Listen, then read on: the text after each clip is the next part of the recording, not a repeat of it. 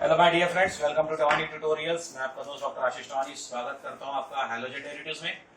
आज हम पढ़ेंगे मैकेनिज्म ऑफ रिएक्शन। हमारे पास जो रिएक्शन अभी तक चल रहे थे वो किस कैटेगरी के हैं उसको पहले समझते हैं और बाद में इनकी मैकेनिज्म भी समझेंगे। हमने अभी तक जो रिएक्शन देखे कुछ इस तरह के थे। अल्किल हैलाइड रिएक्टिंग विद से NaOH और KOH। हमने हीट किया, मेटल ने नॉन मेटल को लेके चला गया और फिर हमारे पास बना कुछ इस तरह का कंपाउंड। अब इंटरेस्टिंग पॉइंट क्या है कि अगर हम इस मॉलिक्यूल को अच्छे से देखें तो first part is plus, second part is minus, first is plus, second is minus. तो हमारा कहना यह है कि अल्किल हैलाइड का जो माइनस वाला पार्ट था उसको हमने हटाया, उसे इस दूसरे वाले हम नेगेटिव पार्ट से रिप्लेस किया। ठीक है, X माइनस को हमने किससे रिप्लेस किया? OH माइनस से। अब R प्लस और OH माइनस मिलके फिर से न्यूट्रल हो गए। ठीक है ना, R plus and OH minus is again neutral. तो इसमें चार्जेस नहीं भी दिखाए तो चलते, लेकिन फिर भी मैंने भी दिखाया है ताकि आपको ये याद दिला सकूं कि जिसके पास माइनस चार्ज है ऐसी स्पीशीज क्या कहलाती है। ऑप्शंस दे रहा हूं दो, एक इलेक्ट्रोफाइल, बी न्यूक्लियोफाइल। अगर कोई स्पीशीज के पास नेगेटिव चार्ज होता है तो वो इलेक्ट्रोफाइल कहलाता है या न्यूक्लियोफाइल कहलाता है। इन वर्ड्स की मीनिंग आपको बार बार समझाए जा चुके हैं। यस बेटा, क्या कहलाता है? आप ही को बोला चेतन नया। वेरी गुड, इनका कहना है न्यूक्लियोफाइल। आई होप सभी का आंसर यही था, न्यूक्लियोफाइल। क्या मीनिंग होता है? जिनको नहीं मालूम, दो चार बच्चे ने हाथ नहीं उठाए थे। न्यूक्लियो मतलब न्यूक्लियस यानी पॉजिटिव चार्ज। फाइल वर्ड आया from the word philia. Philia का मतलब होता है लव, अफेक्शन, अट्रैक्शन। न्यूक्लियस के प्रति अट्रैक्शन रखने वाले लोग न्यूक्लियोफाइल्स कहलाते हैं। अब लॉजिक क्या है? न्यूक्लियस का चार्ज पॉजिटिव, तो न्यूक्लियस के प्रति अट्रैक्ट होने वाले लोग नेगेटिव। तो जब भी नेगेटिव चीज मिले न्यूक्लियोफाइल रहेंगे। और ऐसे भी याद रख सकते हैं, जिसको याद रखने का है, नेगेटिव की स्पेलिंग कैसे शुरू होती है? एन से।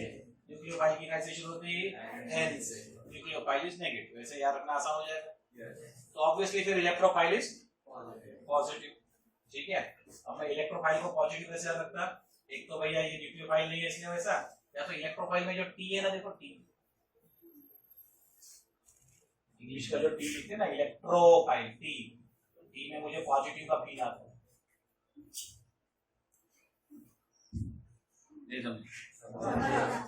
जैसे भी आपको याद रखना है रख लो। तो मेरे पास अब कहना यह है कि X minus is a nucleophile. तो उसी लॉजिक से अगर मैंने आपसे पूछा कि OH माइनस क्या है रे बच्चों? Very good, that is also nucleophile. तो इस रिएक्शन में एक न्यूक्लियोफाइल हटा और उसके एक्सचेंज में दूसरा न्यूक्लियोफाइल आया। अच्छा, जब केमिस्ट्री में कोई एक एटम हटता है बदले में दूसरा एटम आता है, उसे क्या बोलते हैं? किस टाइप का रिएक्शन बोलते हैं? क्रिकेट में एक प्लेयर को बोलते मैदान में जाके बाहर बैठ गया, दूसरा आ जाए, सब्स्टिट्यूशन। Very good. तो यहाँ से X चला गया, बदले में उसी जगह पे OH आया। तो ये रिएक्शन किस टाइप का रिएक्शन हुआ? Substitution reaction. बराबर, सब्स्टिट्यूशन रिएक्शन। लेकिन ये सब्स्टिट्यूशन किसने किया? तो एक न्यूक्लियोफाइल का दूसरे न्यूक्लियोफाइल ने किया। तो इसलिए इस रिएक्शन का पूरा नाम हो जाता न्यूक्लियोफिलिक सब्स्टिट्यूशन रिएक्शन। मतलब ऐसा सब्स्टिट्यूशन रिएक्शन जिसे एक न्यूक्लियोफाइल ने अंजाम दिया। समझ में आया ना? Nucleophilic substitution reaction. तो आपने OH माइनस को न्यूक्लियोफाइल बोला, X माइनस को न्यूक्लियोफाइल बोला, एक न्यूक्लियोफाइल ने दूसरे न्यूक्लियोफाइल को सब्स्टिट्यूट कर दिया, उसकी जगह पे खुद आके बैठ गया। इससे रिएक्शन का नाम हो गया न्यूक्लियोफाइल द्वारा करवाया हुआ सब्स्टिट्यूशन रिएक्शन, यानी कि nucleophilic substitution reaction. Is the title clear to you? तो आपने जितने भी रिएक्शंस देखे थे इस सीरीज में, X जाता है और कोई नया फंक्शनल ग्रुप अंदर आता है, वो सब किस कैटेगरी में आ गए बेटा? न्यूक्लियोफिलिक सब्स्टिट्यूशन रिएक्शन में आ गए। अब ये बोलने में बहुत लंबा रहता है, न्यूक्लियोफिलिक सब्स्टिट्यूशन रिएक्शन। ऐसा लग रहा खुद का नाम, बाप का नाम, सरनेम, पूरा खानदान बता रहे। ठीक है, तो अब इसका लिया जुगाड़। ठीक है, तो इन लोगों को हम क्या जुगाड़ में बोलते हैं? SN reactions. S for substitution और N for nucleophilic. Substitution done by nucleophile वाला रिएक्शन एसएन रिएक्शन। ठीक है, तो जब भी मैं एसएन रिएक्शन बोलूं आपके दिमाग में क्या आना चाहिए? सब्स्टिट्यूशन डन बाय न्यूक्लियोफाइल, यानी कि न्यूक्लियोफिलिक सब्स्टिट्यूशन रिएक्शन। ये वर्ड समझ आ गया? पक्का? अब ये जो एसएन रिएक्शन है इसके दो वैरायटीज है। एसएन रिएक्शन के दो वैरायटीज है, एक कहलाता है SN1 रिएक्शन और एक कहलाता है SN2 रिएक्शन। अब ये 1 और 2 में क्या फर्क है, ये डिटेलिंग में हमें सीखना है। These can be separate 4 marks question. SN1 can be a separate 4 marks question. SN2 can also be a separate 4 marks question. इसमें जब हम रिएक्शन की मैकेनिज्म की बात करते हैं तो हमें यहाँ पर सिर्फ ये नहीं देखना रहता कि रिएक्टेंट कौन है और प्रोडक्ट कौन है। ये तो हमने सीख लिया ऑलरेडी कि भाई ये लोग रिएक्टेंट थे, ये लोग प्रोडक्ट है। ठीक है, लेकिन अब एसएन रिएक्शन की मैकेनिज्म बताना 1 या 2 जो भी हो, उसमें मैकेनिज्म में क्या बताते कि रिएक्टेंट जब प्रोडक्ट बन रहे थे तो बीच में क्या क्या हुआ। ठीक है, जैसे आपने अपनी कोई भैया दीदी को उनकी शादी के पहले देखा होगा, उनकी शादी से फॉरेन में हो गई, फिर वो वापस इंडिया में आए, तब आपने उनको शादी के बाद देखा। तो आपने उनको शादी के पहले देखा तो you saw them as reactants, शादी के बाद देखा तो you saw them as products, पर आपने उनकी शादी अटेंड नहीं करी। तो how the reactants converted to products ये आपको दिखाई नहीं दिया। आप दुनिया की मेजॉरिटी शादी अटेंड कहाँ करते हो? नहीं करते ना, लेकिन हर शादी में कुछ ना कुछ तो रिएक्शन हुआ होगा ना, बाद में प्रोडक्ट बने। तो कुछ शादियां जो आपने अटेंड करी होगी उसमें आपको पता है बस 1 सेकंड पहले दूल्हा दुल्हन नहीं थे और 1 सेकंड बाद बन गए, ऐसा नहीं होता। बहुत सारी वो रिचुअल्स होती है, अलग अलग कास्ट के हिसाब से अलग अलग रिचुअल्स होती है, किसी के कम समय की, किसी की ज्यादा समय की, लेकिन होती तो है। मतलब there is some procedure before formation of products, reactant have to undergo certain procedure to make the products. एक प्रोसेस से गुजरना पड़ता है उस लड़का लड़की को, तब हम बोलते हैं उनकी शादी होगी। बात समझ आ रही? उसे हम बोलते हैं मैकेनिज्म। रिएक्टेंट्स जादू मंत्र से प्रोडक्ट नहीं बनते, रिएक्टेंट्स एक पूरी प्रोसीजर से गुजरते हैं, उस प्रोसीजर का नाम है मैकेनिज्म ऑफ द रिएक्शन, और उसके बाद जो हमें एंड में मिलता है दोज आर प्रोडक्ट्स। तो हमने आमतौर पे जैसा देखा, दूल्हा दुल्हन पहले देख ली, शादी के पहले और बाद में देख ली, प्रोसीजर नहीं देखी कि रिएक्टेंट्स प्रोडक्ट्स में बदलते कैसे। अब टाइम है कि हम वो प्रोसीजर को देखें जिसे केमिस्ट्री की भाषा में हम लोग मैकेनिज्म ऑफ रिएक्शन बोलते। Ready for that? पक्का? 2 टाइप की मैकेनिज्म से बच्चों, सब्स्टिट्यूशन न्यूक्लियोफिलिक रिएक्शन की 2 टाइप की मैकेनिज्म है, SN1 और SN2। हम अभी फोकस करेंगे SN2 पे। टेक्स्ट बुक्स अगर आप देखोगे तो उसमें SN1 मैकेनिज्म पहले दी हुई है, टेक्स्ट बुक्स में SN1 मैकेनिज्म पहले दी है। मैं लेकिन डिस्कस करूंगा SN2 मैकेनिज्म पहले। आप बोलेंगे ये क्या लफड़ा है, किताब के हिसाब से क्यों नहीं चलते? तो किताब के हिसाब से चलना ही रहता तो आपकी अंडरस्टैंडिंग हम उतनी अच्छी डेवलप नहीं कर पाते जितनी की होनी चाहिए। तो कभी कभी हमें किताब के सीक्वेंसेस को ब्रेक करना पड़ता है। सिखाते तो हम पूरा ही है, लेकिन आगे पीछे करके सिखाते ताकि आपको पहले इजी, फिर थोड़ा डिफिकल्ट, फिर और डिफिकल्ट, ऐसा स्टेप बाय स्टेप समझ में। अगर हम SN1 और SN2 को कंपेयर करें तो SN2 इज रिलेटिवली इजियर और SN1 is slightly more comparative. है तो दोनों इजी, लेकिन उन दोनों में ज्यादा इजी SN2 है। तो SN2 समझेगा तो SN1 समझने में आसानी होगी। डायरेक्ट SN1 करूंगा बुक के सीक्वेंस में, SN2 समझने में मुश्किल हो जाता है, SN1 ही समझ नहीं आता एक्चुअली, तो SN2 तक बच्चे बोर हो जाते हैं। तो तरीका क्या है, आपके रिवीजन के भी आप ऐसे ही करना घर में बैठे, पहले SN2 पढ़ना तो इजी है, जल्दी जमेगा, उसमें छोटे छोटे माइनर वेरिएशन कर दो तो SN1 का आंसर तैयार हो जाए। समझ गया? तो आपके पढ़ने का प्रोसेस भी होगा। तो एग्जाम में कोई एक ही आएगा, ऐसे तो नहीं बोलेगा पहले SN1 ही बताओ बाद में SN2 बताओ और 8 मार्क का क्वेश्चन दे दिया, इतने मार्क का तो क्वेश्चन भी नहीं बनता। ठीक है, तो जब हम सीक्वेंस बदलते हैं तो उसके पीछे रीजन होता है, और आपने भी कोशिश करना कि उसी सीक्वेंस में पढ़ना जिस सीक्वेंस में हम बता रहे हैं। ठीक है, तो let's begin with the SN2 reaction mechanism. मैं आपको पूरा डिस्ट्रीब्यूशन ऑफ मार्क्स के साथ समझाऊंगा। S क्या, N क्या और 2 क्या, इनका फुल फॉर्म बताने के लिए आपको आधा नंबर मिल जाए 4 मार्क के क्वेश्चन में। कई बच्चे लंबे क्वेश्चन अटेम्प्ट नहीं करते, ये सोच के अभी बहुत लंबा जा रहा है, मेरे को याद ही नहीं होता तो मैं नहीं करूंगा, और लॉन्ग आंसर क्वेश्चन पहले से ही नहीं पढ़ते और तो स्कोर भी नहीं कर पाते। हमेशा याद रखो, एक लॉन्ग आंसर क्वेश्चन 3 से 4 शॉर्ट आंसर क्वेश्चंस के बराबर ही का होता है। तो मैं आपको 4 शॉर्ट आंसर क्वेश्चन दूं 1-1 मार्क के, तो उसमें जैसा लिखने का आप याद रखते, समझ लो चारों आंसर एक साथ ही लिख रहे, तो एक लॉन्ग आंसर क्वेश्चन बन गया। तो हमेशा बड़े क्वेश्चन को छोटे छोटे पार्ट्स में स्प्लिट कर लेना, तो आपको याद रखने में आसानी हो जाएगी।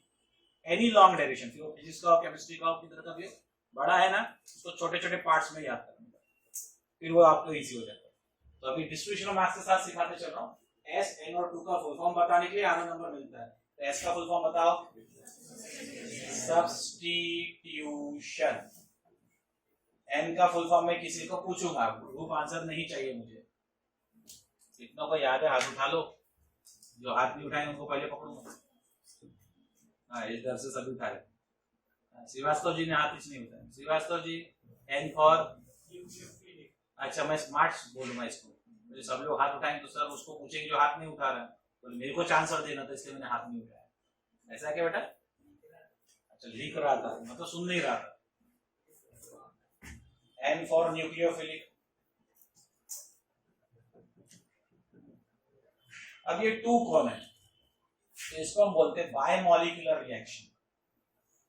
Bimolecular reaction.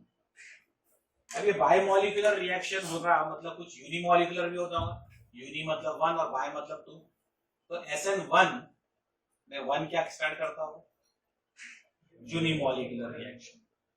अब शादी 2 तरह से होती है। एक जो आप बॉलीवुड देखते हैं, जो प्रैक्टिकल लाइफ में बहुत कम होती, जो बहुत ज्यादा बॉलीवुड से इन्फ्लुएंस रहते वो लोग कर लेते। छोकरे ने छोकरी को पसंद किया, छोकरी ने छोकरे को पसंद किया, दे डू इलू इलू इलू गुलू गुलू गुलू, ठीक है, समझ रहे ना? And then they said we are in love with each other, we are falling in love. साला प्यार कैसा ही गिरा देता है तुम्हारा, ये लोग का तो कैरेक्टर भी गिर जाता है इस चक्कर में, ठीक है, जो कुछ भी है। तो मेरे ये रिमार्क्स को इग्नोर करना है, बाद में तुम्हारा प्रेम में हो जाए किसी से तो तुम मेरे को विलन की नजर से देखेंगे, इसलिए मेरे डायलॉग्स इग्नोर कर देना। किधर थे हम लोग? शादी के 2 टाइप समझा। तो वो डायलॉग बॉलीवुड में बहुत सुना, जब मियां बीवी राजी तो क्या करेगा काजी। क्यों? कुछ और करने वाला था, शादी कराएंगे ना, क्या करेगा काजी? क्या सवाल पूछ रहे? शादी कराएगा वो, दक्षिणा मिलेगा ना, नहीं समझे? काजी क्या पंडित भी करवा देगा, चर्च का प्रीस्ट भी करवा देगा, ठीक है। गुरुद्वारे में जो रहते क्या बोलते हैं उनको अपन? सेवादार। वो कराते, शादी कौन कराते? ग्रंथी कराते। कौन कराते? ग्रंथी कराते ना, मेरे ख्याल से सेवादार नहीं कराते। जो भी करवाते भी, हर एक रिलीजन में कोई ना कोई तो बंदा करा देता है शादी। तो जब मियाँ बीबी राजी तो शादी कराएगा काजी, ऐसा होता कहावत है। बकवास कराते बॉलीवुड में दिखा दिया, काजी क्या होगा? वो बोलेगा कबूले कबूले, हो गया सब हो गया, चलो ठीक है। किधर थे हम लोग? इसमें दूल्हा दुल्हन दोनों राजी है तो bimolecular, both reactants are ready to react, ठीक है, समझा ये चीज? अब दूसरे तरह का शादी, ये पुराना 1960s 70s का बॉलीवुड मूवी देखो। लड़का वेरी रिच, लड़की वेरी पुअर फैमिली। वो लड़की कहीं तो भी पानी भरने को गई थी, लड़के ने देख लिया, उसको पसंद आ गई। लड़की को तो पता ही नहीं किसी ने अपने को पसंद कर लिया, बरोबर। फिर वो लड़के के घर से प्रपोजल जाता है कि भाई तुम्हारी बिटिया से हमारे बेटे की शादी कर दो, हमें दक्षिणा वगैरह कुछ नहीं चाहिए, बस शादी करा दो। तो लड़की का बाप बोलता जी हुजूर करा देता। मतलब इसमें सिर्फ लड़का राजी, लड़की नॉट राजी, फिर भी हो गई शादी। One molecule ready, another not ready, फिर भी marriage taking place. SN1 reaction. समझ में आ रहा है क्या फर्क है? तो भाई कौन सी शादी बड़े आसानी से हो सकती है? SN2 वाली या SN1 वाली? दोनों ही राजी, तो फटाफट रिएक्शन होगा ना, इसलिए मैं SN2 पहले करा। SN1 में दूल्हा बोलता है मेरे को शादी करना है, दुल्हन बोलती नहीं अभी नहीं करना है, फिर भी शादी हो रही है तो टाइम लगेगा, प्रोसीजर लंबी चली जाएगी, इसलिए SN1 अपन थोड़ा बाद में देखने वाले हैं। Is the reasoning behind taking SN2 earlier and SN1 later, ये समझ आ गया? Let's begin with SN2 mechanism. आधा नंबर कमा दिया।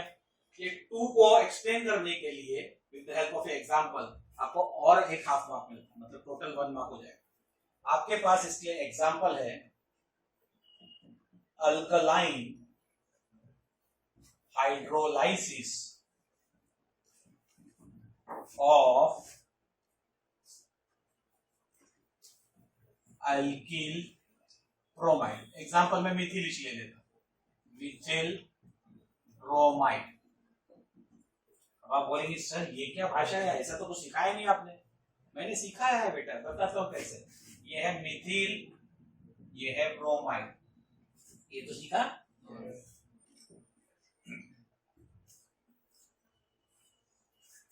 हाइड्रोलाइसिस की मीनिंग क्या होती है?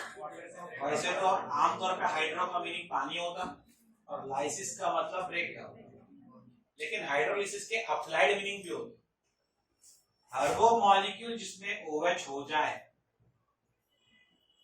उन्हें भी अगर हम ब्रेक करें तो ये भी हाइड्रोलाइसिस कैटेगरी में इंक्लूड किए जाते हैं। क्या बोला, समझ में आ गया? HOH होना जरूरी नहीं है, OH होना जरूरी है, ये बात ध्यान में आती है। HOH कंपल्सरी नहीं है, लेकिन OH अगर है और वो टूट के किसी भी मॉलिक्यूल से अलग होता, फिर वो वाटर से अलग हो या NaOH से अलग हो, KOH से अलग हो, कैल्शियम हाइड्रोक्साइड से अलग हो, OH अगर सेपरेट होता है किसी भी कंपाउंड से तो इस रिएक्शन को हाइड्रोलाइसिस हो। समझ में आ गया? आपको ये रिएक्शन याद है किसके साथ कर रहे थे हम, NaOH या KOH के साथ? NaOH या KOH आप जो भी लोगे, ये एसिड है या बेस? याद है कि बेसिस को अल्कली और एक वर्ड है, अरे हाँ या ना? तो बेस के बदले मैं इसको अल्कली बोल सकता हूँ। जो बेसेस पानी में डिसॉल्व होती है उनको अल्कली बोलते हैं, ऐसा आपने 9th में 10th में कभी तो सीखा है। तो ये बेस पानी में डिसॉल्व, एक्वियस बोलते हैं, तो एक्वियस NaOH पानी में डिसॉल्व हो गई, इसलिए इसको अल्कली बोल सकते हैं। ठीक है, तो अल्कली का मैंने क्या किया, ध्यान से देखो, यहां से बॉन्ड तोड़ा, मतलब मैंने अल्कली का क्या किया, हाइड्रोलाइसिस। किसके साथ? तो विथ मिथिल ब्रोमाइड। तो क्या ये टाइटल हमने सीखी थी पहले से? यस। इस नाम में नहीं सीखी, लेकिन इक्वेशन सीखा था। इक्वेशन का नाम कैसे रखा समझा? रिएक्टिंग NaOH या KOH इज अल्कली, वो टूट रही है, OH को अलग कर रही है, मतलब हाइड्रोलाइसिस। ठीक है, और विथ मिथिल ब्रोमाइड, तो ये तो एज इट इज आप ले लोगे। ये कब टूट के अलग होगा? जब रिएक्शन में हीटिंग कर दे। ठीक है, शादी के फेरे लेने के बीच में उधर आग लगाते ना हवन कुंड में, तो हीटिंग। ठीक है, अब CH3OH हुआ मेन प्रोडक्ट, और NaBr बाहर निकल।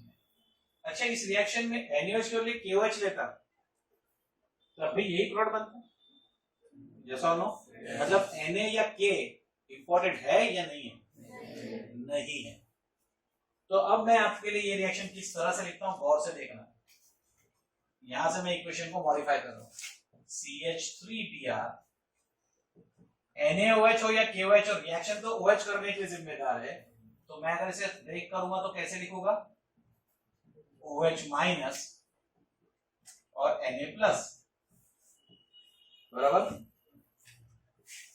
हीटिंग, ये मेन प्रोडक्ट, इसको अगर मैं आयनिक फॉर्म में लिखूं तो क्या बनेगा? Na plus and Br minus. अब चूंकि Na प्लस इधर भी और उधर भी है, तो एक कंसेप्ट होता है आयनिक इक्विलिब्रियम होता है, कॉमन आयंस को हम कैंसिल कर सकते हैं।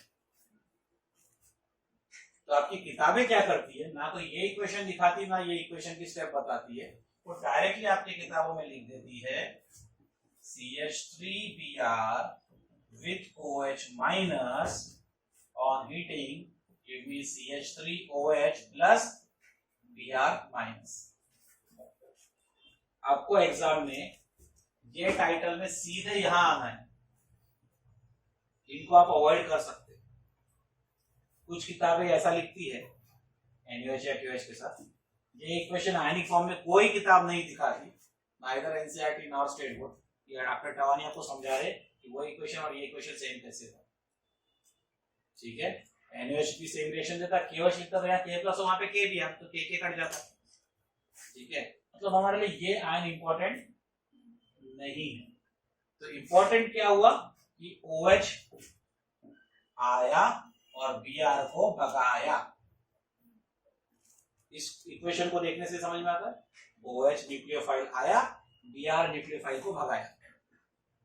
स्टोरी समझ आया?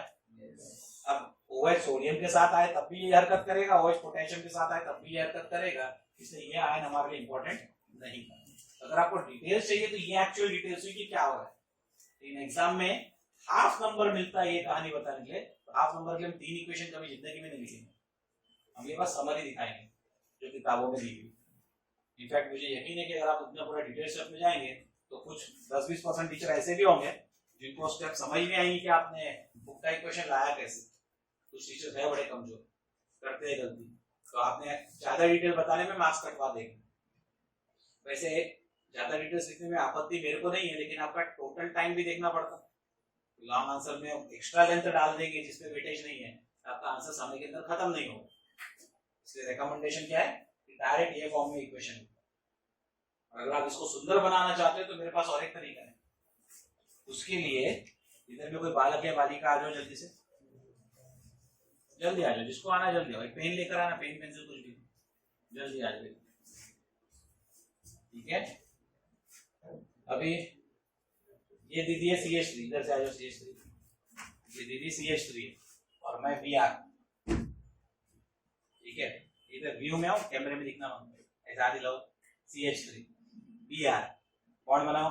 CH3 और Br ने अपना अपना एक एक इलेक्ट्रॉन लेके कोवैलेंट बॉन्ड बनाए, व्यू में रहो ऐसे। ये हुआ covalent bond CH3 bond Br। एक बॉन्ड में कितने इलेक्ट्रॉन रहते हैं? 2। एक मैंने लाया, एक उन्होंने लाया। ठीक है, अभी हीटिंग करने के लिए कौन आएगा? हीटिंग, वो वहां पे HEAT होता है, यहाँ पे HIT करना है। आ जाए तो समझ लो शी इज हीटिंग एजेंट। ठीक है, इधर व्यू में ऐसा आते हो, ये हीटिंग एजेंट, हीट उधर करना, इधर नहीं, बस एक्टिंग करना है। हीटिंग एजेंट से हीट हुआ तो बॉन्ड टूटा, लेकिन बॉन्ड टूटने पे क्या हुआ? मैं बड़ा चतुर प्राणी, ठीक है, मैंने उसका इलेक्ट्रॉन भी हड़प लिया। मेरा इलेक्ट्रॉन तो मेरा है, उसका इलेक्ट्रॉन भी अब मेरा है। अब ऐसा क्यों? तो इसलिए इनऑर्गेनिक केमिस्ट्री में आपको सिखाया जाता है कि these halogens are more electronegative than carbon। जिसकी इलेक्ट्रोनेगेटिविटी ज्यादा रहती है वो दूसरों के इलेक्ट्रॉन खींच लेता है। तो मेरा, मैं हैलोजन, तो मैंने इलेक्ट्रॉन इससे खींच लिया, हाँ या ना? तो इसलिए मेरे पास अब कितने इलेक्ट्रॉन दिखाई दे रहे हैं? तो हम यहाँ पर Br के पास ऐसे 2 डॉट्स ड्रॉ करते हैं। ये समझ में? अभी एक बच्ची और आ जाओ, कोई आ जाओ बेटे इधर। हाँ, भागो नहीं। ये समझ लो OH है, माइनस है, OH माइनस। तो OH माइनस के पास कितने इलेक्ट्रॉन होने चाहिए? Br माइनस के पास आपने कितने दिखाए? तो OH माइनस के पास कितने होंगे? 2। एक खुद का और एक Na प्लस से लिया हो, Na से लिया एक और OH का खुद का एक, तो ये OH माइनस 2 इलेक्ट्रॉन के साथ। ठीक है बेटा, आगे आओ। अब ये CH3 के पास इलेक्ट्रॉन कम है, क्यों कम है? Br लेके भाग गया था, समझ में आया? तो ये 2 इलेक्ट्रॉन लेके उसके पास जाएंगे, जाओ, इधर कैमरे में दिखो। तो अभी क्या हो गया? CH3 ने OH से बॉन्ड बना, लेकिन वो बॉन्ड क्यों बना? CH3 इलेक्ट्रॉन डेफिशिएंट हो गया था, CH3 इलेक्ट्रॉन डेफिशिएंट हो गया था, और उसकी डेफिशिएंसी को कौन पूरा कर पा रहा? OH। समझ में आई ये बात? आया ना? तो अभी सोचने वाली बात, ये स्टोरी समझ गए ना? इधर सोचने वाली बात कि CH3 का Br के साथ ज्यादा मजबूत बॉन्ड रहा होगा, CH3 का OH के साथ ज्यादा मजबूत बॉन्ड रहा होगा। इसलिए कमजोर को भगा दिया उसने और मजबूत को टिका लिया खुद के पास। मजबूत को टिका लिया, कमजोर को OH में ऐसा नहीं देखते, स्ट्रेंथ स्ट्रेंथ। ऐसा बच्ची 4 लोग को कराटे चौक मार देगी, मेरा जैसा तो वहीं लुढ़क जाएगी। स्ट्रेंथ देखते, साइज नहीं देखते। समझ गया क्या? साइज डजंट मैटर, केमिस्ट्री में स्ट्रेंथ मैटर्स। शांति रखो। तो कौन बड़ा न्यूक्लियोफाइल हुआ? OH minus. तो कमजोर न्यूक्लियोफाइल को हटाया बाय हीटिंग और बदले में मजबूत न्यूक्लियोफाइल को एंट्री दिया। समझ आ गया? सबको क्लियर? हाँ, चलो थैंक यू। अपना अपना जगह पे जाओ। सबको बहुत बहुत धन्यवाद।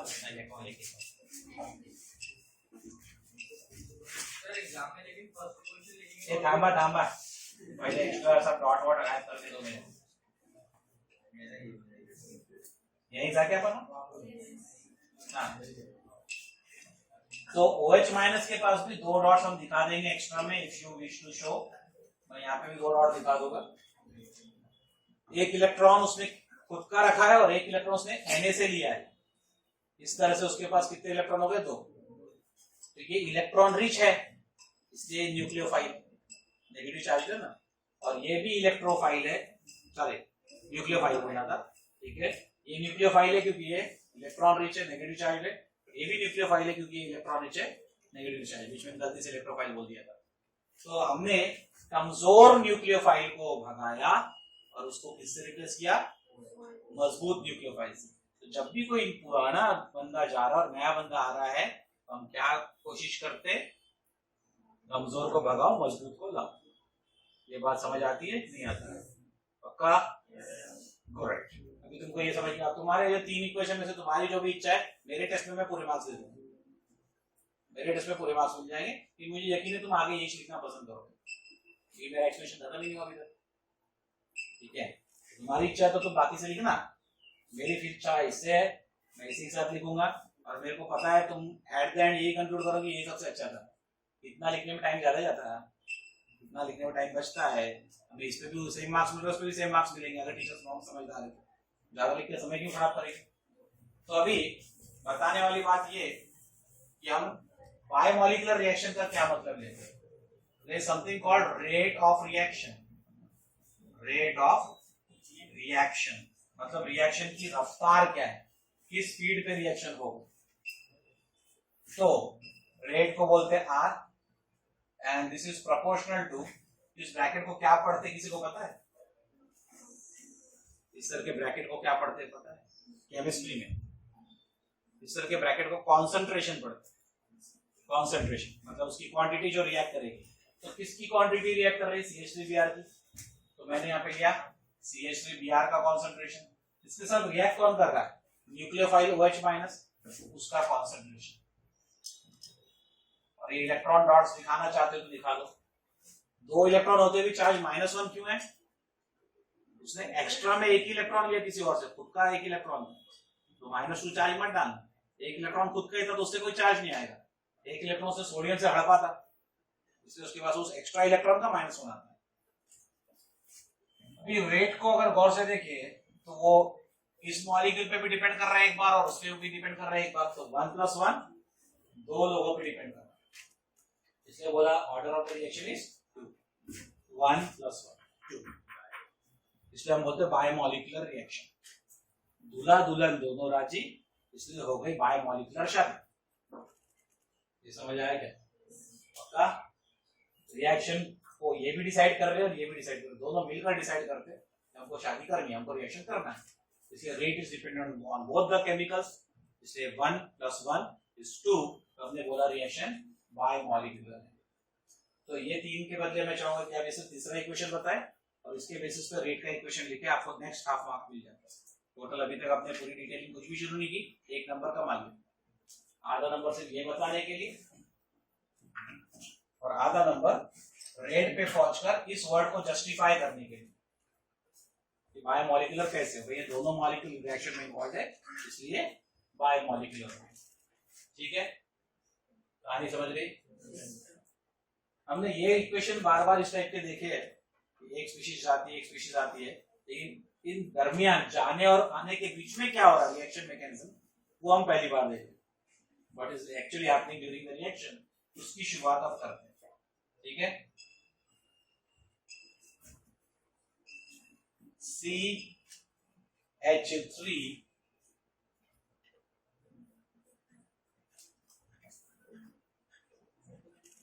Br, इसके ऊपर OH माइनस न्यूक्लियोफाइल हमला बोलने को है तैयार। CH3Br ऐसे डिजाइन में लिखा है। ठीक है, अब बड़े सावधानी से सुनना स्टोरी। मैं तुमको इसे 2 तरीके से समझा सकता हूं, तुम में से जिसको जो स्टोरी पसंद है वो ले लो। ऑप्शंस दे रहा हूं। पुराने जमाने में किले कैसे फतह किए जाते थे, हमलावर आते थे किले को जीत के जाते थे, तो उसकी क्या स्ट्रेटेजी होती थी, एक वो पैटर्न है समझने का, या तो फिर एक्स्ट्रा मैरिटल अफेयर उस पैटर्न में समझाने का। बोलो कौन से पैटर्न में सीखने? नहीं, कोई एक। ज्यादा देशभक्त बन रहे, सेकंड वाला चाहिए, है ना? बॉलीवुड ने देखा दिखा के ये सब तुम्हारा दिमाग घुमा के रखा है। सेकंड वाला जाते ना, और देशभक्ति की पिक्चर आती ना, शिवाजी ने ये किला जीता, वो किला, देखने ही नहीं जाते लोग, खाली रह जाते थे। ठीक है, और ऐसी वाली पिक्चर आ दो, मियां बीवी और वो कौन है वो, जैसे कि तुम्हारी चाहिए बड़े राजा की भीड़ में खड़े हो जाते। ठीक है, तो अभी ये एक्स्ट्रा मैरिटल अफेयर वाली कहानी में समझा। कार्बन हस्बैंड स्टोरी में रोल समझ लो। ब्रोमीन बाइको, सी फॉर काला कलुता हस्बैंड, कार्बन, बी फॉर बाइको, एच फॉर छोटे छोटे बच्चे। छोटे छोटे क्यों बोल रहा? हाइड्रोजन एटॉमिक नंबर 1, तो सबसे छोटा एलिमेंट वही। तो 3 हाइड्रोजन म्हणजे 3 छोटे छोटे बच्चे। 3 बच्चों का बाप ये कार्बन, उसकी बीवी ब्रोमीन। सुखी परिवार, ये बाहर वाली। रिमार्क्स नहीं देने का, नहीं तो स्टोरी वहीं रुक जाएगी। ठीक है, no remarks from your end. Story को ध्यान से समझो, नहीं तो टाइम अननेसेसरी स्ट्रेच हो जाएगा। अभी ये बोलती है कि मेरे को आने दो, दरवाजे पे ब्रोमीन आंटी खड़ी है। माना कि ये ज्यादा मजबूत है, ये कमजोर है, लेकिन आपको क्या लगता है? उसको पता है कि अगर इसको घुसने दिया तो मेरा नौरा मेरे को बाहर निकाल देगा, आने देगी क्या? नहीं। ये होगी अपनी अंडरस्टैंडिंग। केमिस्ट्री क्या बोलता है? ये OH माइनस है, ये Br माइनस है, minus minus repel each other. तो इसलिए OH फ्रंट साइड से अटैक करे, ये फ्रंट ये बैक, फ्रंट साइड से OH अटैक करे तो रिएक्शन सक्सेसफुली कंप्लीट होगा क्या? तो फ्रंट साइड अटैक, शॉर्टकट में लिख रहा हूं, फ्रंट साइड अटैक फेलियर है। तो फेलियर समझिए, ये न्यूक्लियोफाइल है, ये न्यूक्लियोफाइल है, टेक्निकली ये भी नेगेटिव, ये भी नेगेटिव है, चेक करो। Br नेगेटिव था, OH नेगेटिव है, they will repel. As a result front side attack is not possible. ठीक है, तब अगर इस बाहर वाली को सच में घर वाली बनने का है तो क्या करेगी? हाँ, पिच्छू से आएगी। इधर नन्हे मुन्ने छोटे छोटे नादान बच्चे, लॉलीपॉप चॉकलेट देगी, माँ देती थी, दांत सड़ जाएगी बोलते। या आंटी इधर से आएंगी, बोलेगी आने दो मेरे को, ये छोटे नादान बच्चे, इनको समझता नहीं, बोले आ जाओ आंटी। ठीक है, आंटी आके बजाती कैसे घंटी बताता हूँ, इसको बोलते हैं बैक साइड अटैक। ठीक है, ये बहुत छोटे साइज के एटम्स है, तो इनके बीच में गैप बड़ी बड़ी रहती, तो ये OH इनमें से किसी भी गैप में से घुस सकता है, तो इसको बोलते हैं बैक साइड अटैक, जो कि संभव है। तो एज ए रिजल्ट क्या होगा? ये कार्बन, अब ध्यान से सुनना, मैकेनिज्म में घुस रहे, रिएक्शन की शुरुआत हो गई, अटैक हो चुका है। ठीक है, केमिकल रिएजेंट्स जब एक दूसरे से रिएक्ट करते हैं, हम बोलते हैं रिएजेंट्स अटैक कर रहे हैं। अटैक कर रहे मतलब सिंपल इंग्लिश में रिएक्ट कर रहे हैं। तो इसने जैसे अटैक किया बैक साइड से, क्या होगा? सोचो कि आप ऐसे चल रहे हैं और आपको पीछे से आके कोई धक्का मारता, क्या होगा? इधर है, ऐसा खड़ा हो जाए वाला, शाबाश। मैं OH माइनस इस समय, और मैं इसको पीछे से धक्का मारा तो ये किधर जाएगा? अंडरस्टूड? इतनी फिजिक्स समझती ना, वेरी गुड, थैंक यू। ठीक, अभी इसको पीछे से धक्का लगे तो क्या झटके से 3 हाइड्रोजन ऐसे सरके?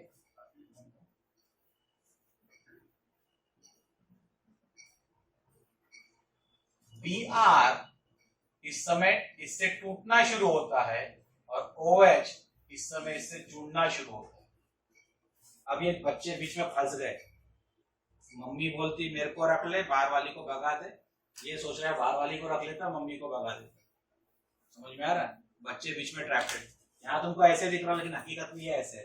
कार्बन यहाँ पर है, 3 हाइड्रोजन ऐसे, 1 2 3 कार्बन और 3 हाइड्रोजन यहाँ है, और Br उधर और OH इधर, ऐसे कार्बन एंड 3 हाइड्रोजन मेरे पाम में, Br इधर OH इधर, perpendicular to the carbon and hydrogen plane. Carbon hydrogen एक प्लेन में है, ये एक लेवल पे है, Br इस प्लेन के इस तरफ और OH, ये समझ आ गए? तो हाइड्रोजन को धक्का लगा, इसलिए ऐसे थे, धक्का खाया तो सीधे, हाइड्रोजन ऐसे थे ना, इधर से OH ने धक्का मारा, ये ऐसे फैल गए। ये समझ आ गए? ऐसे तो नहीं ड्रॉ कर सकते, इसलिए ऐसा दिखा। समझ आइए बात?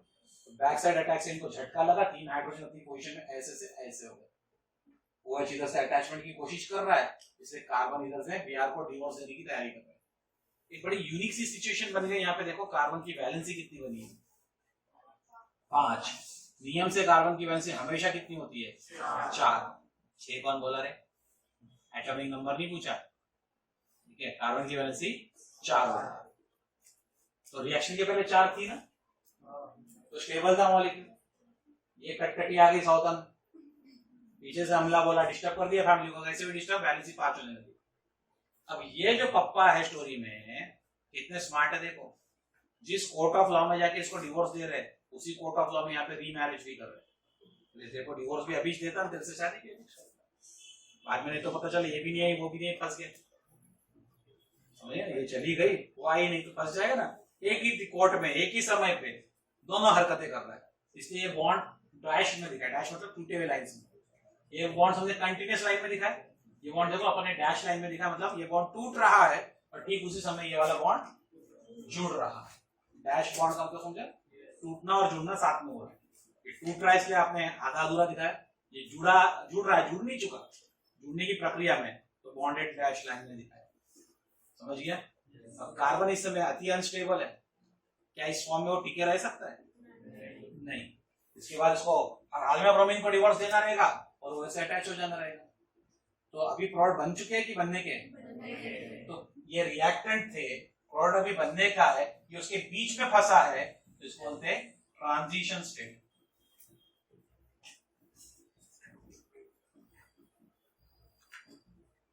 ट्रांजिशन वर्ड का मतलब ही होता है बीच में आना।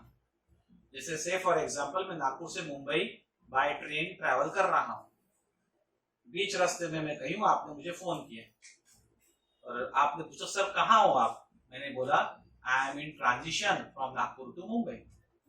इसका क्या मतलब है, नागपुर और मुंबई के बीच में मैं कहीं अटका हुआ, इस बीच में कहीं हूं, तो ये रिएक्टेंट और प्रोडक्ट के बीच में कहीं तो भी है, इसलिए इसको क्या बोला, ट्रांजिशन स्टेट।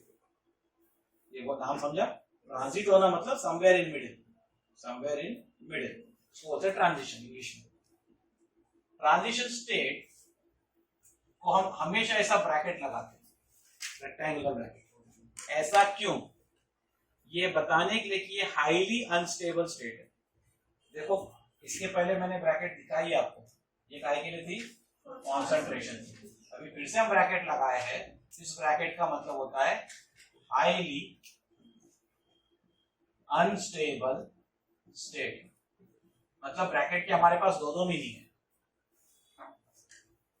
ये अनस्टेबल कब बता रहा हूं, जब वैलेंसी डिस्टर्ब है, और जब वैलेंसी नॉर्मल थी तो हमने उसको कॉन्सेंट्रेशन बोला, ठीक है। तो ब्रैकेट के दो अलग अलग सिचुएशन में दो अलग अलग मीनिंग बन रहे, ठीक है। ऐसा रेक्टेंगुलर ब्रैकेट बना रहे, उसका मीनिंग क्या है, अनस्टेबल स्टेट।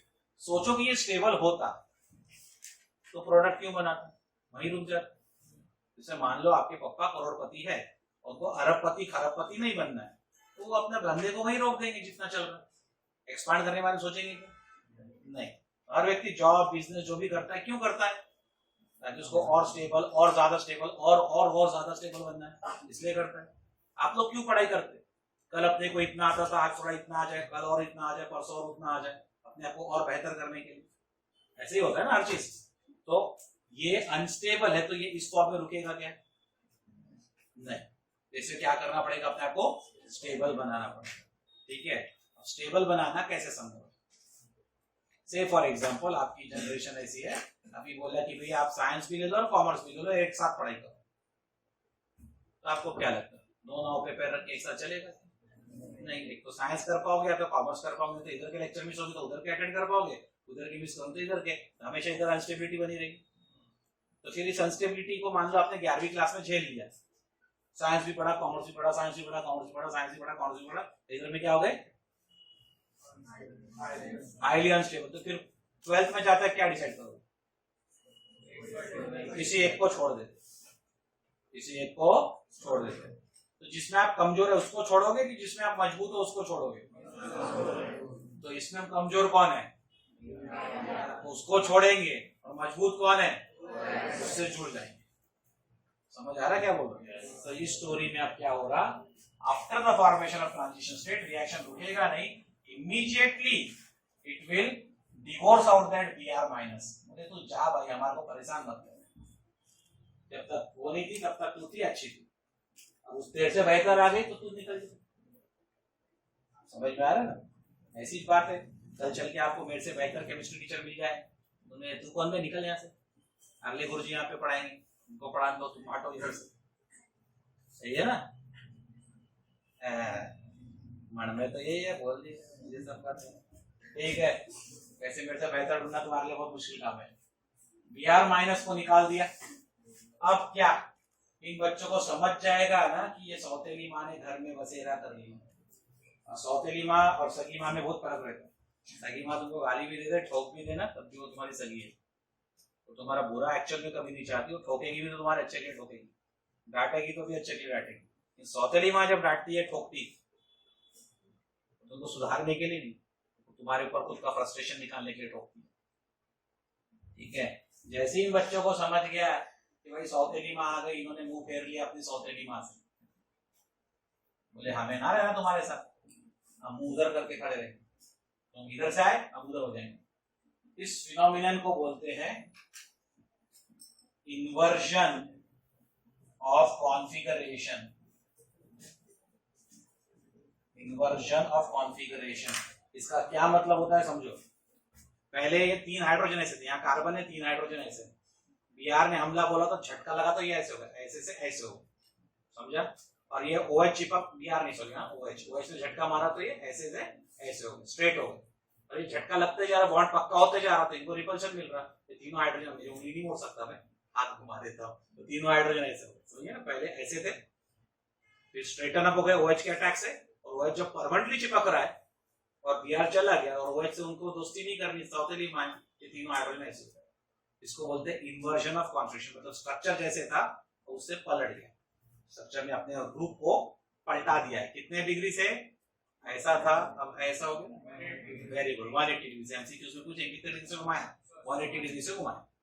ठीक है, पलटना उसी को तो बोलते हैं ना, अगर मैं इधर मुंह करके खड़ा हूं और अब मैं इधर मुंह करके खड़ा हो जाऊं, 180 डिग्री टर्न, तो इसको बोलते हैं केमिस्ट्री में इन्वर्जन। ये कॉन्सेप्ट को सबसे पहले दुनिया में रखा एक साइंटिस्ट ने, इनका नाम था वाल्डेन, WALDEN। तुम लोग को वाल्दे सरनेम याद है क्या? अपने महाराष्ट्र में वाल्दे सरनेम बड़ा फेमस है, महाराष्ट्र सरनेम में वाल्दे, वाल्दे। उर्दू में भी, ठीक है, पेरेंट्स को वालिद बोलते ना, ठीक है, पेरेंट्स को सबको मिला के क्या बना देते? सारे पेरेंट्स, उसमें चाचा मामा सब आ गए, क्या मिलता जुलता वर्ड इसका है? हाँ, वालदेन बोलते ना, तो वालदेन हो गए सारे आपके पेरेंट्स। ठीक है, जैसे भी याद रखना है, महाराष्ट्रीयन लोगों तो वालदे करके याद रख लो, नागपुर का वालदे, ठीक है, नहीं तो उर्दू में वालदेन मतलब आपके पेरेंट्स। ठीक है, ये साइंटिस्ट का नाम है एक्चुअली, वाल्डेन इन्वर्जन, इनके नाम से भी जाना जाता है। इन्वर्जन ऑफ कॉन्फिगरेशन को क्या बोलते हैं, एमसीक्यूज में पूछेंगे, तो वाल्डेन इन्वर्जन बोलते हैं, याद रखना। इसको एक और नाम से जाना जाता है, वो एक आधा छतरी वाला सीन याद करो बॉलीवुड में, छतरी लेकर लोग गाना गा रहे, प्यार हुआ है तेरा हुआ है, प्यार से फिर क्यों डरता है। अच्छा, गाने को छोड़ो, ऐसे पिक्चरों में फिर क्या होता है कि गाना गा रहे होते, फिर तेज हवा का झोंका चलता है, तो छतरी जो ऐसी रहती वो पूरी पलट के ऐसी हो जाती है ना, कॉनकेव साइड में रहेगी तो कॉन्वेक्स बन जाएगी। समझ गया कि नहीं समझे? तो कुछ लोग इसको अम्ब्रेला इन्वर्जन भी बोलते हैं। क्या नाम दिया इसको, समझ में आया क्या? जैसे तेज हवा में अम्ब्रेला, बराबर है, रेला, छतरी, अम्ब्रेला इन्वर्जन, समझ गया? ये ऐसी थी छतरी, हवा आई, छतरी पलट गई, ये पलट गई। पहले छतरी का मुंह ऐसा था, डंडी इधर थी, अब डंडी इधर आ गई, छतरी उधर चली गई, समझिए? पकड़ने का डंडा ये ऐसे मुंह करके था, अब ये ऐसे पलट गई। वाल्डेन इन्वर्जन, अम्ब्रेला इन्वर्जन या इन्वर्जन ऑफ कॉन्फिगरेशन, तीनों एक ही चीज के अलग अलग नाम है। कितने डिग्री से पलटी हुई, तो 180 डिग्री से पलटी हुई, ये बताते आना चाहिए। यहाँ तक कोई कंफ्यूजन नहीं? हाँ बोलो बेटा। ये सब 3D डिजाइन है, ठीक है, एक्चुअली ये तीनों में अलग अलग, आपने तीनों को अच्छे से भी देखा। आपको याद है क्या कि दो लोग प्लेन में रहते हैं और एक प्लेन के बाहर होता है और एक प्लेन के पीछे होता है। कार्बन को हमने दिखाया आपको, sp3 कार्बन को। sp3 कार्बन में दो वैलेंसीज प्लेन में होती है, एक प्लेन के बाहर होती है, एक प्लेन के पीछे होती है। नहीं याद आता है तो केमिस्ट्री किट मांग के लो। इन द मीनवाइल एक ब्लैंक पेपर दे दो मेरे को, वेस्ट पेपर आ तो भी चले, केमिस्ट्री किट मांग के लो। और 2D में 3D इफेक्ट दिखाने की कोशिश है। तो नियम यह है कि जो बॉन्ड आपको फेस करता है, ठीक है, वो बड़ा होता हुआ दिखेगा और जो आपसे दूर जा रहा है वो छोटा होता दिखेगा। ठीक है, जल्दी ला बेटा, पेज तो दो।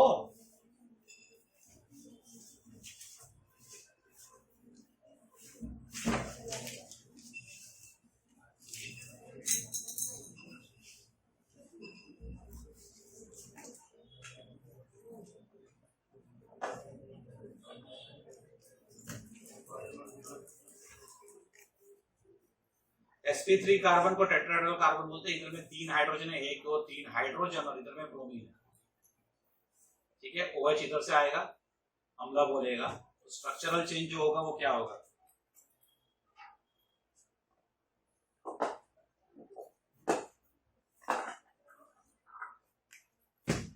ये सिचुएशन हो जाएगी, 3 हाइड्रोजन एक ही प्लेन में आएंगे कार्बन साथ, इधर से OH अटैच हो रहा है, इधर से Br डिटैच हो रहा है। तो समझ आ रहा है क्या वो? पक्का? अरे पहले सिचुएशन ऐसी थी, Br 3 हाइड्रोजन ऐसे, ठीक है। आइटम्स को जोड़ के चाहिए तो मैं वैसे भी बाद में दिखा दूंगा आपको। Br इधर से डिटैच हो रहा, OH इधर से अटैच हो रहा, और तीनों हाइड्रोजन स्ट्रेट प्लेन में आ गए कार्बन साथ, और ये लोग उसको परपेंडिकुलर है, Br और OH। ठीक है, और जब प्रोडक्ट बन जाएगा तो Br निकल जाएगा और OH आके इधर से चिपक जाएंगे, तो ये तीनों हाइड्रोजन उधर घूम जाएंगे। तो ये रहा वो सिचुएशन, तीनों हाइड्रोजन उधर घूम गए और यहाँ से OH आके अटैच हो गए। बात ध्यान आ रही कुछ के ऊपर से जा रहा, OH यहाँ से अटैच हो गया, ये 3 लोग स्ट्रेट जो होते हैं उधर घूम गए, उसे ऑल्डन इन्वर्जन बोला। अब ये जो सवाल इन्होंने था कि हमने 3 अलग अलग टाइप के बॉन्ड क्यों दिखाए इधर में, 2 बॉन्ड्स एक जैसे, एक मोटा बना दिया और एक को कुछ अलग डिजाइन में बना दिया। तो उसके लिए कॉपी का प्लेन ये है, समझ लो, this is your plane of paper. अब कार्बन को अगर मैं इसमें फिट करता हूं,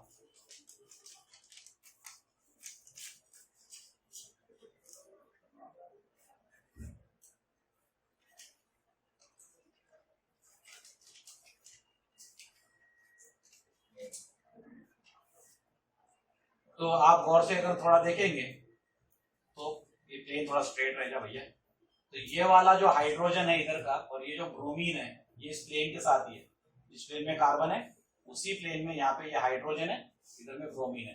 ये दोनों इसी प्लेन में होने की वजह से हम क्या कर रहे हैं, एक जैसा दिखा रहे हैं।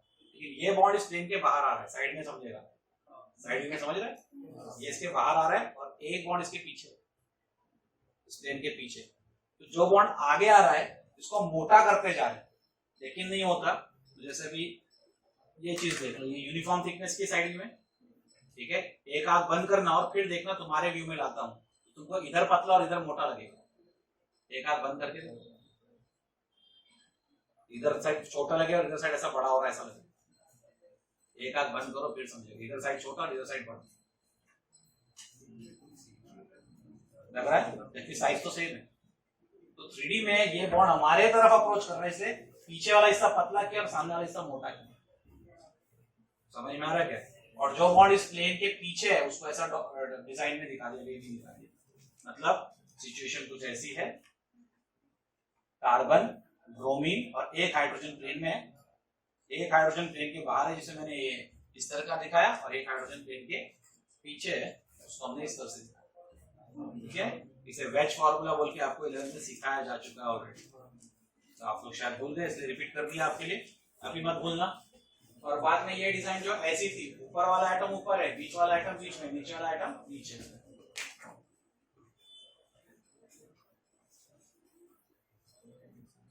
समझ आ गया? पक्का? कोई कंफ्यूजन नहीं? इसमें एक आखिरी चीज आपको पता, अच्छा ये इक्वेशंस दिखाने के लिए एक नंबर, इसको सेंटेंस में डिस्क्राइब करना कि पहले हीटिंग किया, ट्रांजिशन स्टेट बनी, बी आर डिटैच हो रहा, OH अटैच हो रहा, तो फाइनली बी आर डिटैच हो चुका, OH अटैच हो गया इन्वर्जन करके। ये बताने के लिए एक नंबर लिखने के लिए, एक नंबर इक्वेशन के कितने मार्क हो गए? 3 नंबर। एक नंबर पहले ही कवर कर चुके आप, इक्वेशन लिखने का एक नंबर, इसको डिस्क्राइब करने का और एक नंबर, हो गए 3 नंबर।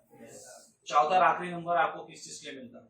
आपको ये मान लेना है कि मान लो कि ये अगर ऑप्टिकली एक्टिव कंपाउंड होता तो क्या होता। अभी ऐसी सिचुएशन की मैं आपको ऑप्टिकल एक्टिविटी सिखाई नहीं है, तो आपको डेक्स्ट्रो लीवो का कॉन्सेप्ट पता नहीं है, लेकिन जिस दिन आपको ऑप्टिकल एक्टिविटी समझ में आएगी, इसका चौथा नंबर भी आपके समझ में आएगा। लाइट को रोटेशन को लेकर एक फिनोमिनन तो जिसको बोलते हैं ऑप्टिकल एक्टिविटी। तो ये आर्टिकल हम इसी चैप्टर में कवर करेंगे, लेकिन लेटर ऑन जब ये टाइटल कंप्लीट हो जाएगा उस समय मैं 5 मिनट का टाइम लेकर आपसे वापस इस टॉपिक पे आऊंगा और आपको ऑप्टिकल एक्टिविटीज में डिस्कस करवाऊंगा। तब आपको इसका चौथा और आखिरी नंबर कैसे गेन करना वो भी समझ में आएगा। फिलहाल आपने क्या सीखा, शॉर्ट में रिवाइज कर लो। पति, पत्नी और वो विद 3 बच्चे, छोटे छोटे, वर्ड पे ध्यान रखना, बच्चे कैसे छोटे छोटे। बाहर वाली आना चाहती है, पत्नी ने भगा दिया, front side attack not possible, description में लिखना पड़ता है। बाहर वाली पीछे से आई, छोटे बच्चे रोक नहीं पाए, तो back side attack possible. Stage क्या आई? Transition state. ER टूट रहा है, OH जुड़ रहा है, तो इसलिए डॉटेड डॉटेड लाइन से दिखा, ठीक है। और चार्ज को देखो, मैंने माइनस डेल्टा लिखा, -1 नहीं है, चार्ज न्यूट्रलाइज होने लग रहे हैं। ट्रांजिशन स्टेट अनस्टेबल है क्योंकि कार्बन गैस 5 है, टूट के बिखरा, पुरानी बीवी आउट, नई बीवी इन। बच्चे मुंह फेर के उधर घूम गए, Walton inversion of concentration, umbrella inversion. ये समझ आ गया? कंफ्यूजन नहीं। 3 नंबर यहाँ कवर हो जाते हैं। चौथा नंबर है ऑप्टिकल एक्टिविटी का, वो आपको ऑप्टिकल एक्टिविटी के थ्योरी के बाद ही समझ में आएगा। अभी के लिए हम आंसर को यही रोक रहे हैं। Thank you very much.